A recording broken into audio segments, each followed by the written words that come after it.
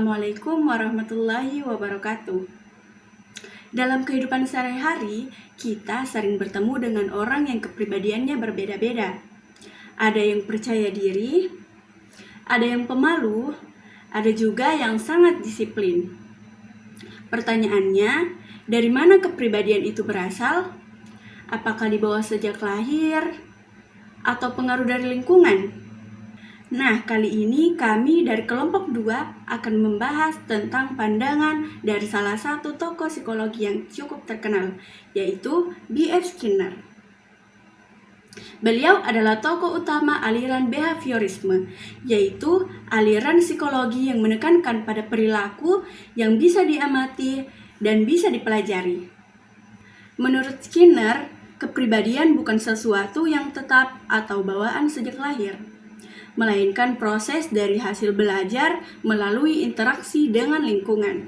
Dalam presentasi kali ini, saya hanya akan menjelaskan bagian pertama, yaitu tentang pandangan Skinner mengenai manusia dan kepribadian. Untuk pembahasan berikutnya akan dilanjutkan oleh teman saya.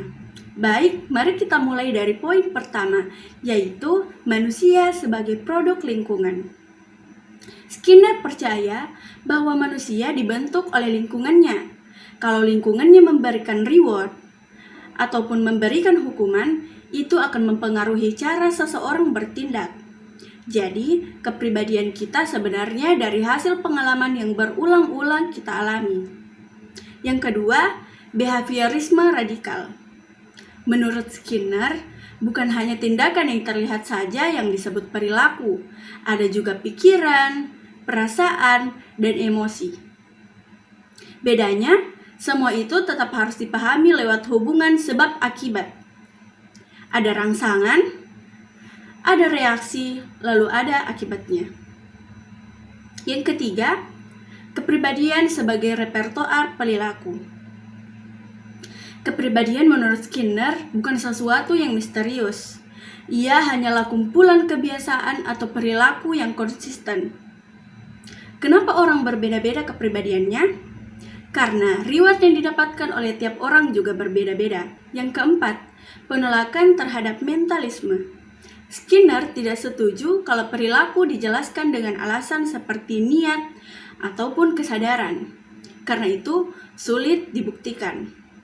Ia lebih suka kalau menjelaskan perilaku itu lewat hal nyata. Misalnya, apa pemicunya dan apa akibatnya.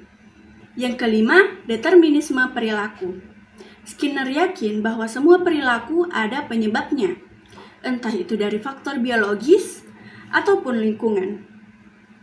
Jadi, manusia tidak benar-benar bertindak karena kemauan bebas, tapi karena dipengaruhi oleh pengalaman dan situasi. Yang keenam, optimisme terhadap perubahan perilaku.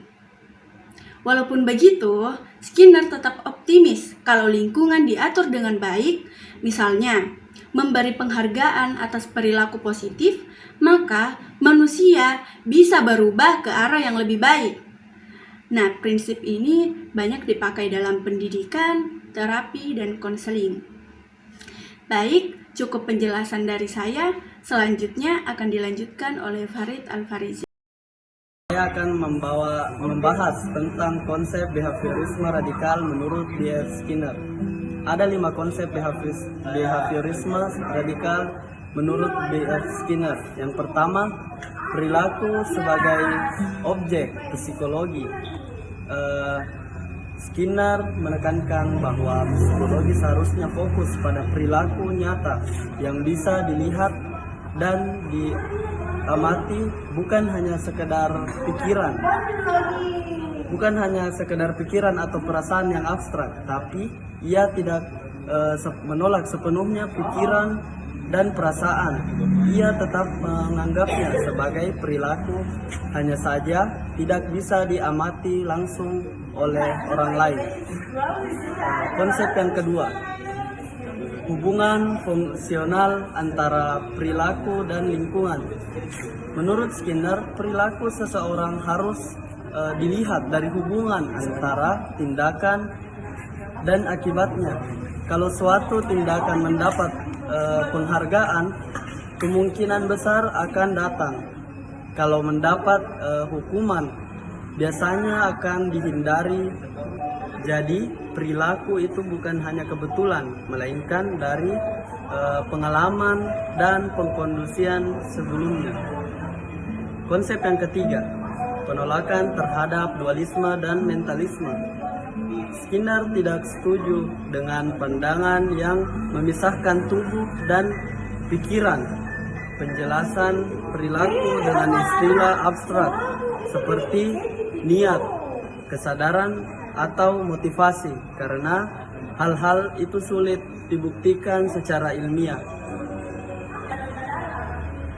Konsep yang keempat yaitu analisis ilmiah perilaku. Bagi Skinner, perilaku bisa dipelajari secara ilmiah dan dengan melihat stimulus atau rangsangannya, responnya, dan konsekuensinya. Jadi, semua perilaku manusia sebenarnya bisa dipahami lewat pola sebab perilaku yang jelas. Konsep yang kelima yaitu implikasi dalam kehidupan.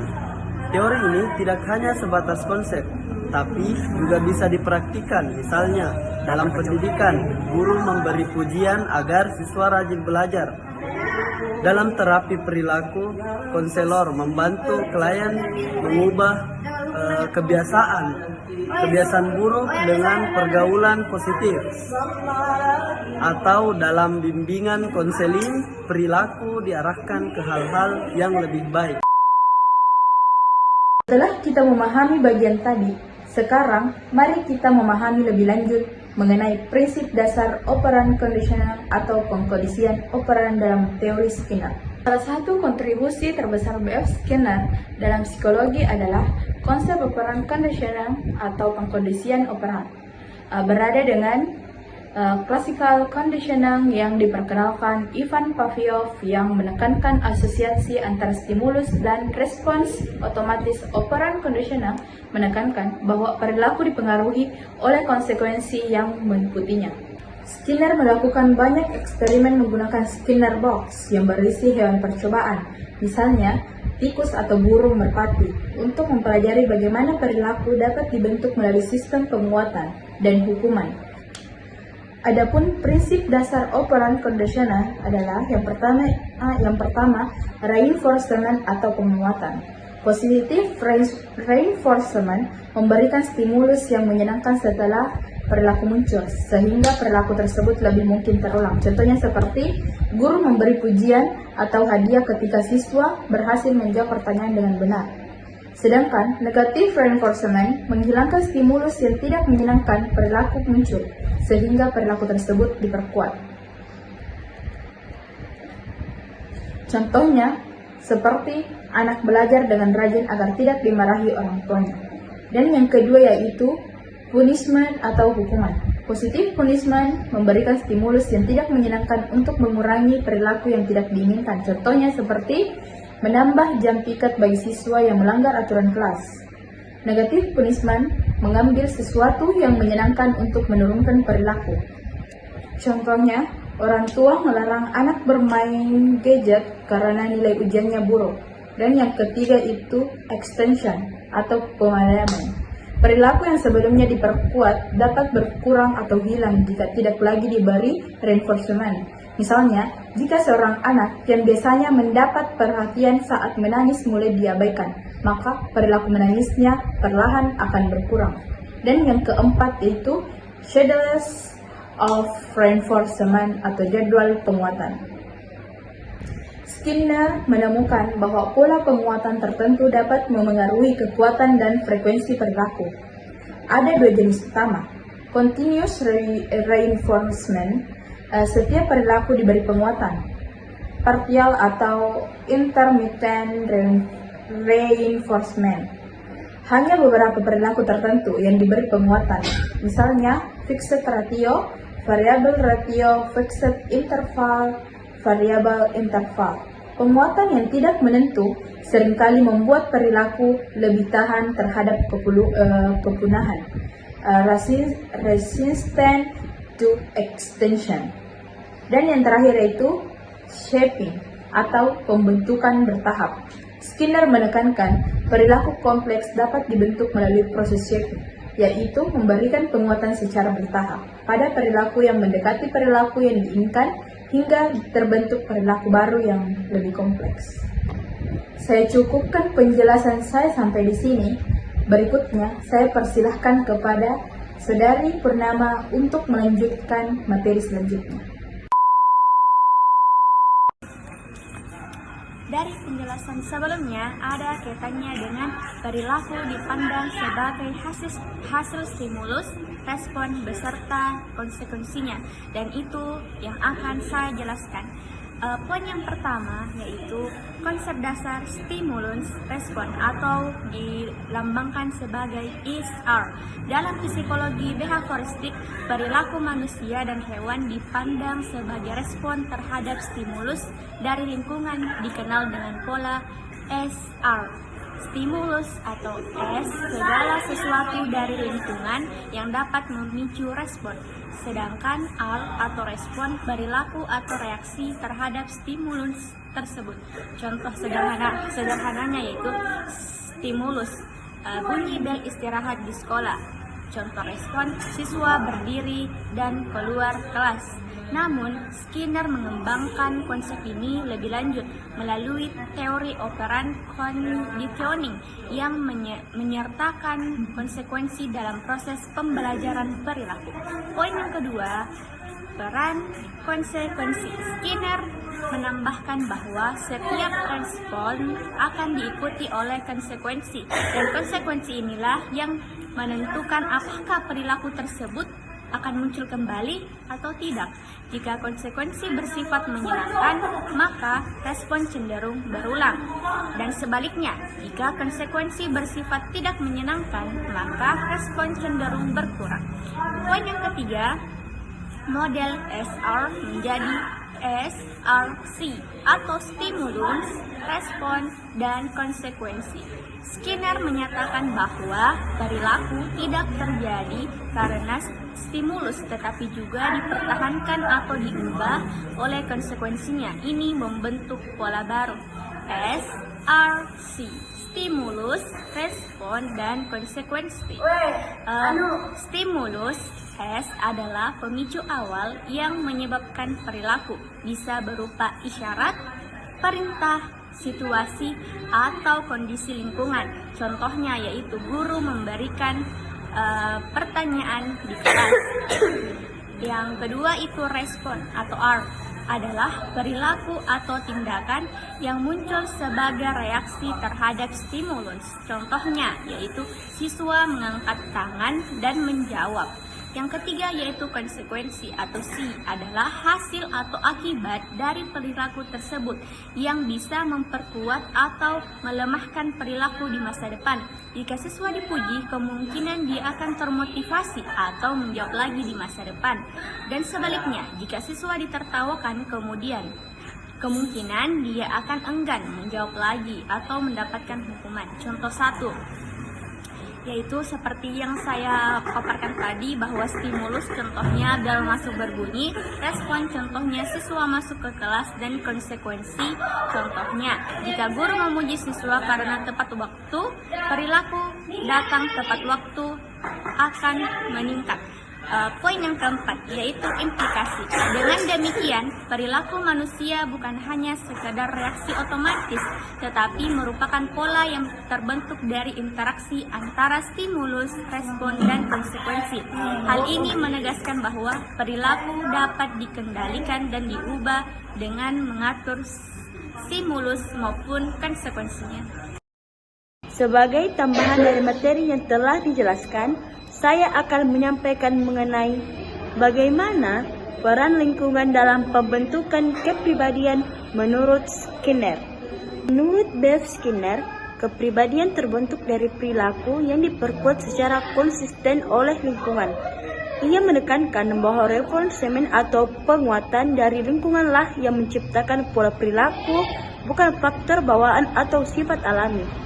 Lingkungan menjadi penentu utama bahwa pembentukan kepribadian melalui proses stimulus dan konsekuensi. Perubahan perilaku dapat dicapai dengan mengatur ulang kondisi lingkungan, seperti memberikan penguatan positif untuk membentuk perilaku yang diinginkan, atau hukuman yang menekankan perilaku negatif. Konsep ini digunakan secara luas dalam pendidikan dan terapi. Skinner juga menjelaskan bahwa dalam kehidupan sosial, proses shaping berlangsung melalui norma dan kebiasaan, di mana individu belajar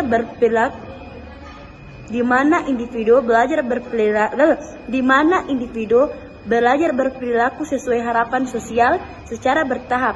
Oleh karena itu, pendidikan dan pola asuh memiliki peran besar dalam membentuk kepribadian yang sehat dan adaptif. Setelah semua bagian tadi dipaparkan, saya akan menutup dengan menyimpulkan ringkasan sekaligus kesimpulan. Berikut adalah ringkasan dan kesimpulan tentang teori kepribadian Skinner.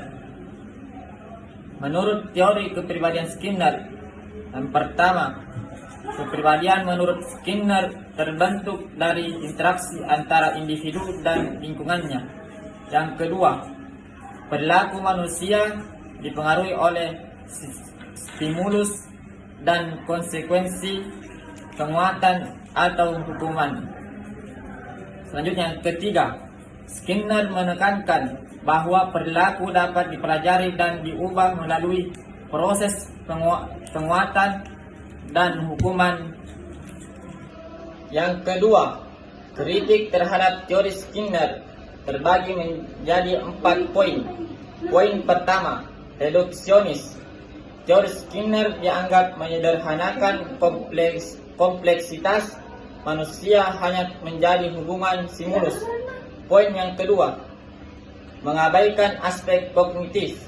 Skinner tidak memperhatikan proses mental seperti pikiran, persepsi, dan motivasi yang penting dalam perilaku manusia.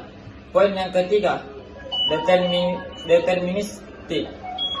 Teori Skinner dianggap